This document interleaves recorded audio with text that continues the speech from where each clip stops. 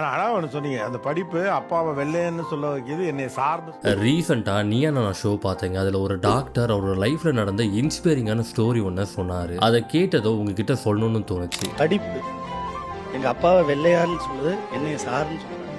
ஒரு பணக்கார பெண் இவர்கிட்ட ரெகுலராக ட்ரீட்மெண்ட் எடுத்துட்டு இருந்தாங்க. அந்த ட்ரீட்மெண்ட்னால அவங்க ஹெல்த் கண்டிஷன் ரொம்ப நல்லாவே ஆச்சு. ஒரு நாள் ரொட்டீன் செக்அப்காக அந்த அம்மா கிளினிக்கு வந்திருந்தாங்க. அப்போ வெயிட்டிங் ஹாலில் ட்ரீட்மெண்ட்காக நின்றுட்டு இருந்தவங்க மத்தியில் வெள்ளையா அப்படின்ற ஒருத்தர் கையில் பையோட நின்று இருந்ததை இவங்க கவனிக்கிறாங்க. இந்த வெள்ளையா யாருன்னு கேட்டிங்கன்னா அந்த அம்மாவோட வீட்டில் வேலை செஞ்ச ஒரு வேலைக்காரர். உள்ள டாக்டர் ப்ரிஸ்கிரிப்ஷன் எழுதி கொடுத்ததும் அந்த அம்மா சொல்கிறாங்க, டாக்டர் சார், வெளியே நிக்கிறவரு எங்க வீட்டுல வேலை பார்த்தவர் தான். அவரு ட்ரீட்மெண்ட்காக வந்திருக்காரு. பாவம், அவர்கிட்ட காசு இருக்கா இல்லையான்னு தெரியல. அவரோட ட்ரீட்மெண்ட் செலவு நான் பாத்துக்கிறேன். நீங்க அவருக்கு செக்அப் பண்ணிடுங்க அப்படின்னு சொல்றாங்க.